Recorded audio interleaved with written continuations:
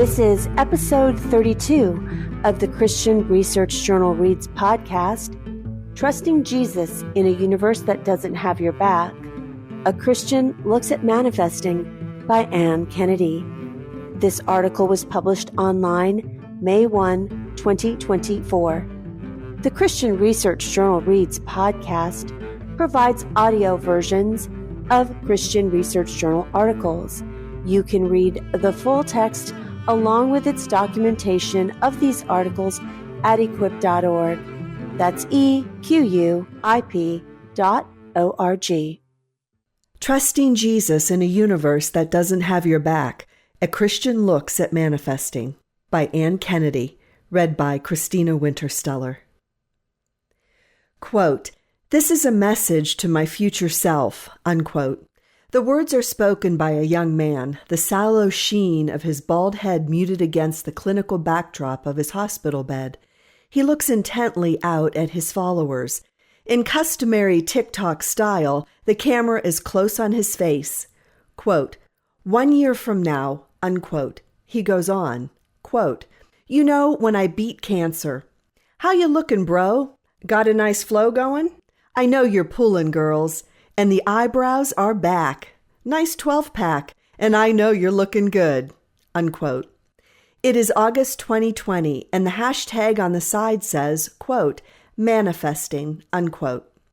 The light tone gives way to one more serious, quote, "These are some goals I want to set for the future, so if you didn't do this a year from now, get doing it. By then, I want to hit 1 million followers. I want to be back in school," unquote. Marcus Hogg, last time I checked his account, had hit 941.5 thousand followers and announced a third cancer diagnosis. Scrolling through the manifesting hashtag on TikTok has afforded me a glimpse into more heartbreak in 2021 to 2022 than any of the hardships I have personally encountered. Not being overly familiar with that platform and not having any fluency with the app, I have stumbled around on an old-fashioned laptop, clicking on a dizzying array of clips. For a Christian like me, who hadn't heard of, quote, manifesting, unquote, before the era of COVID-19, I discovered I was missing a rich world of people I must be passing in the grocery aisle, scrolling past on Twitter, and nodding to on my morning walk. Almost anyone under the age of 40, or over for that matter, how old is Oprah? Seems to be manifesting. But what is it? How do you do it? Why would you want to? More importantly, what could be a Christian response to an emerging assumption about the way the world works? Is there something true to say to someone who explains that they just moved into their dream apartment because they manifested it last year? These are some of the questions I want briefly to explore. I want $1 million.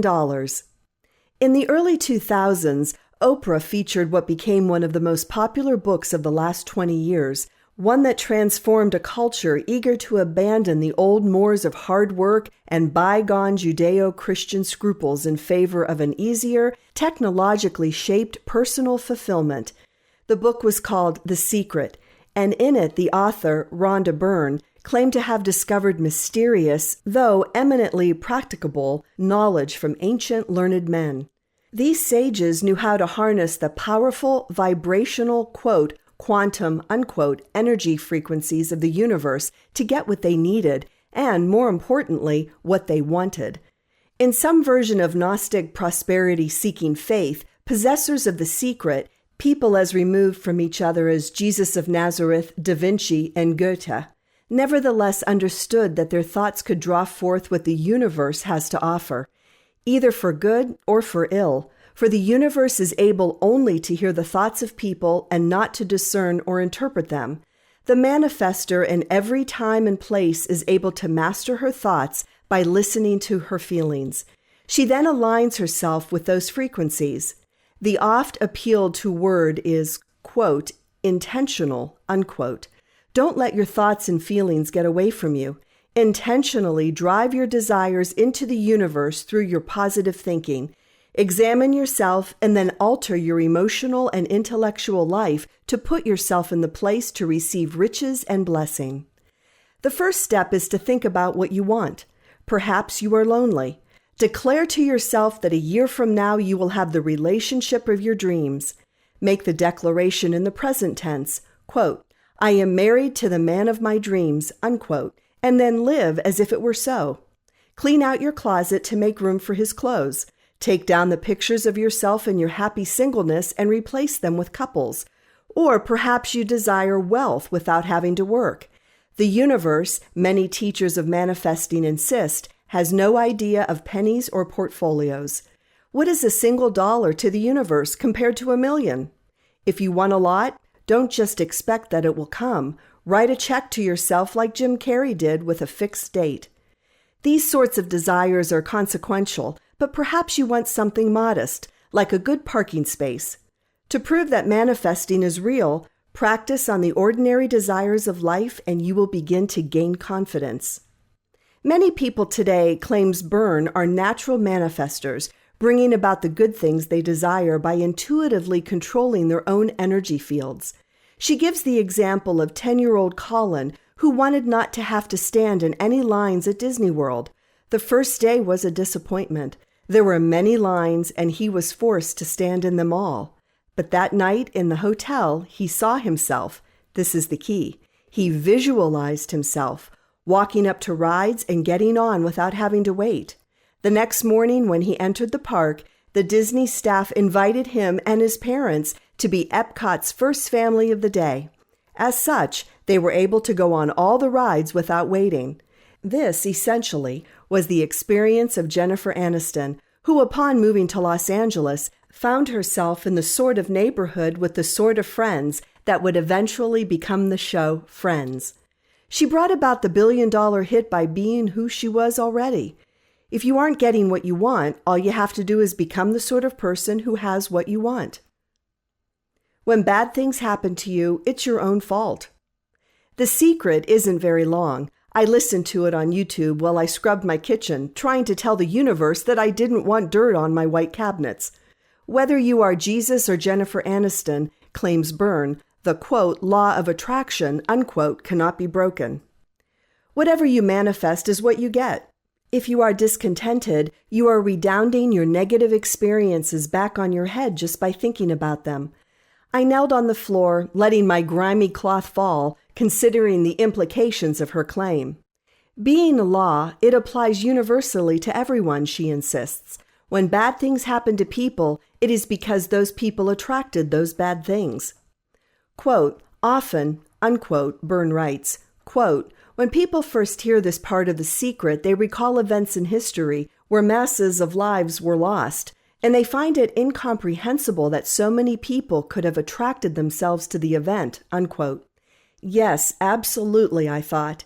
Is she really suggesting that the people who died in Auschwitz perished because they attracted that death to themselves?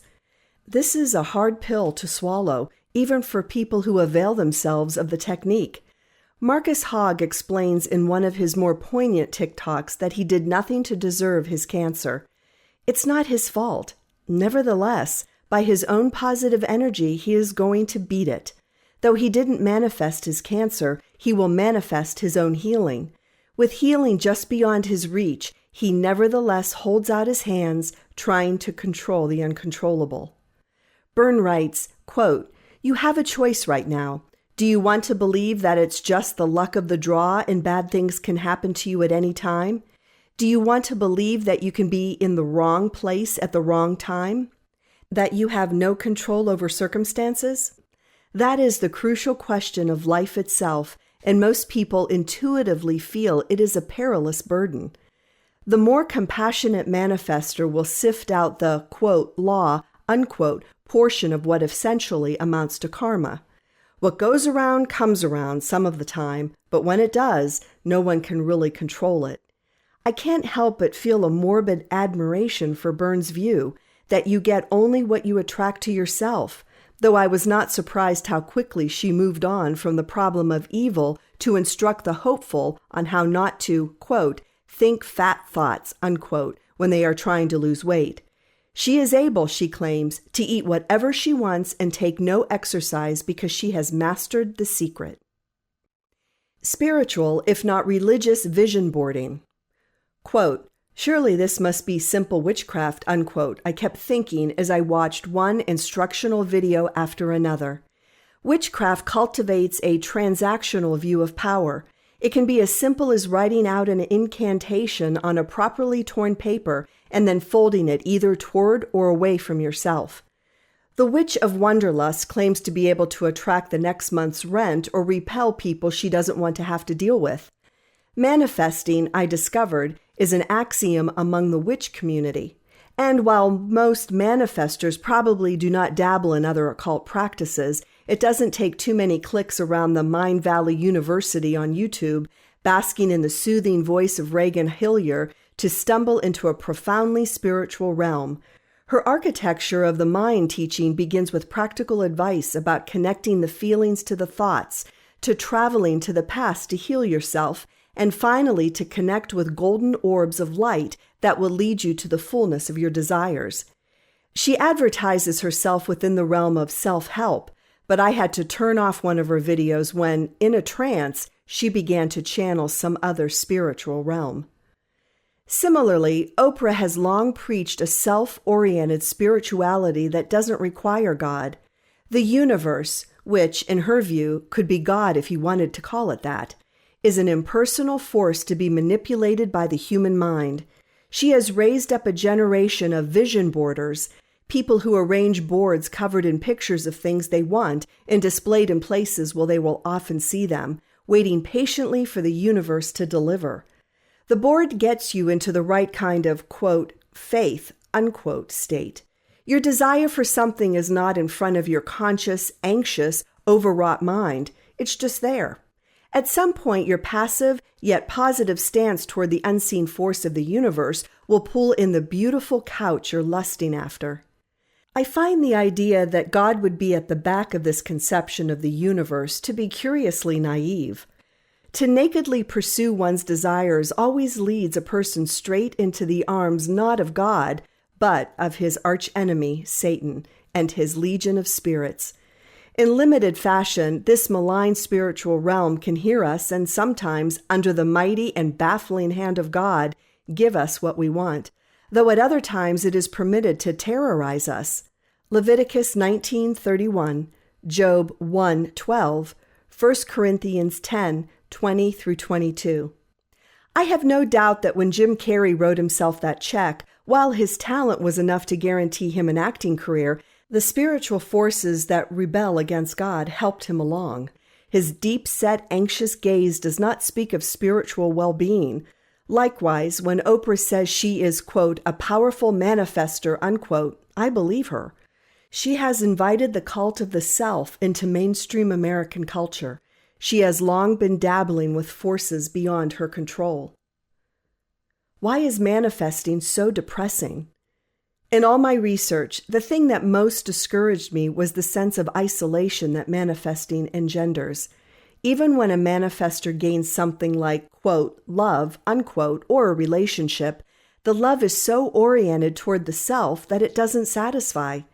People who manifest have serial relationships just like the rest of society. They don't appear to find their joy in other people. They are always alone, grasping for something just out of reach. When I encounter the God of the Bible, my first stumbling block is that God wants to give me himself, first and foremost, and all these other things may or may not be added if God thinks they will be good for me. What I want flows out of my rejection of God, and therefore I confuse need and desire all the time. I go out searching for stuff to fill the longing for God himself, but I don't want him to be the answer. The Bible calls this idolatry. I am worshiping the creature rather than the creator. Romans 1:18 through 23. Like so many human ideas, there is a little bit of truth at the back of manifesting. The person who cheerfully says yes to the opportunities that come along will be more successful than the person who cowers in fear at the back of the wardrobe. Likewise, circumstances can't determine the level of your contentment, or you will never be content, as Eckhart Tolle humorously points out. This is a sort of mimicking of Paul's admonition to Christians to be content with what God has given them. Philippians 4:12. I have often found that when I stop, as Jesus says, quote, pushing against the goads, unquote, see Acts 26:14, everything sorts itself out. Either I get the thing I wanted or I don't want it anymore. So am I then manifesting? Does positive thinking really have the power to attract material wealth and healthy relationships? The short answer is no.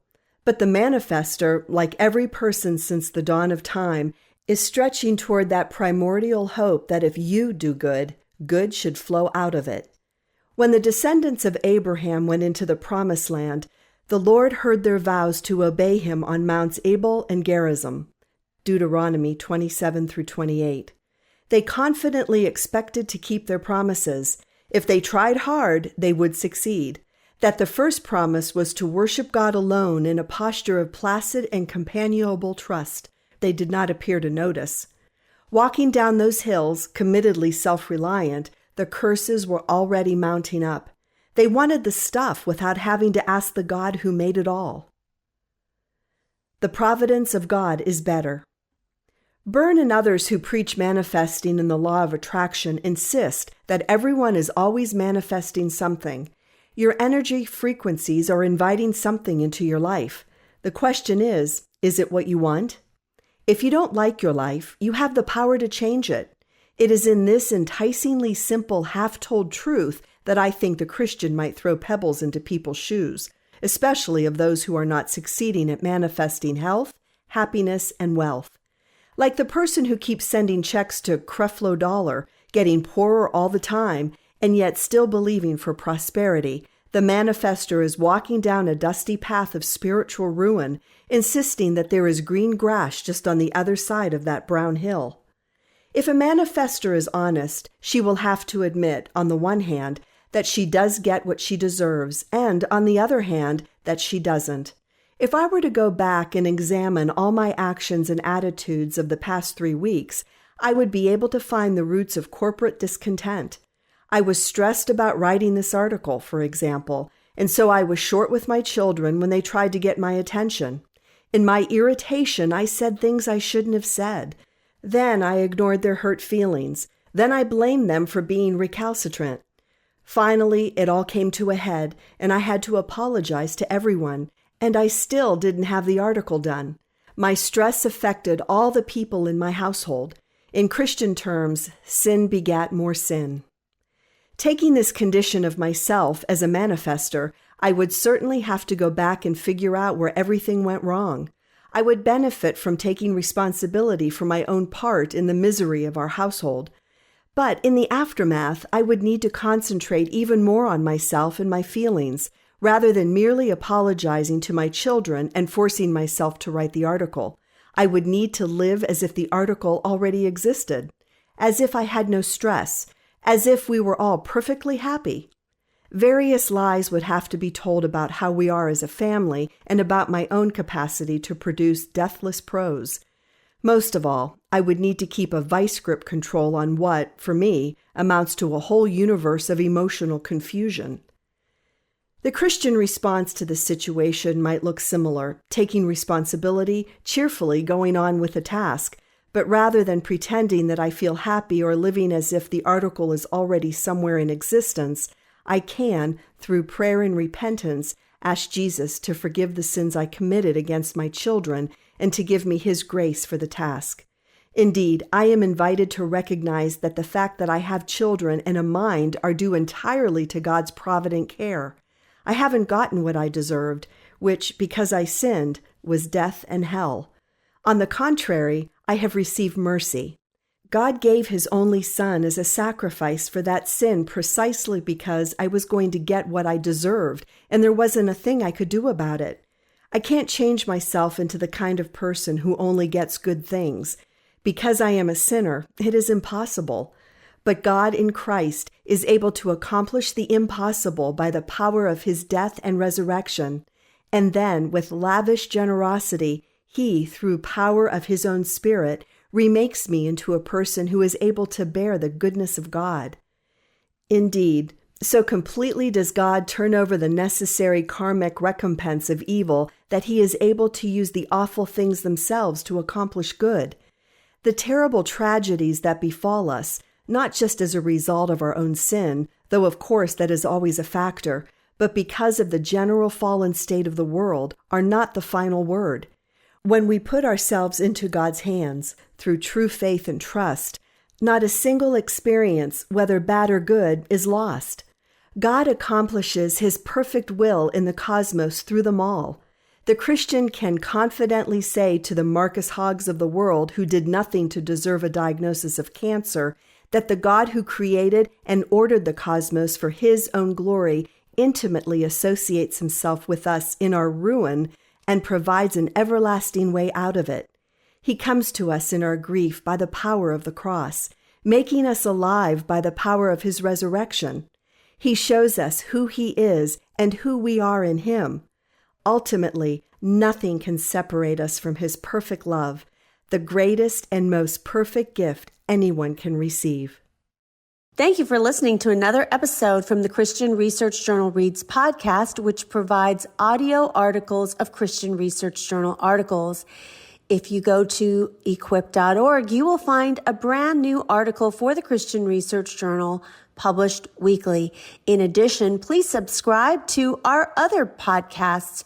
Wherever you find your favorite podcasts, you will find the Christian Research Journal Reads podcast, the Postmodern Realities podcast, which features interviews with Christian Research Journal authors, our flagship podcast, the Bible Answer Man broadcast, and the Hank Unplugged podcast, where CRI President Hank Hanegraaff takes you out of the studio and into his study to engage in in-depth, free-flowing, essential Christian conversations on critical issues with some of the most interesting and informative people on the planet. At equip.org, you will also find a lot of resources to equip you, including many thousands of Christian Research Journal articles. That's equip.org.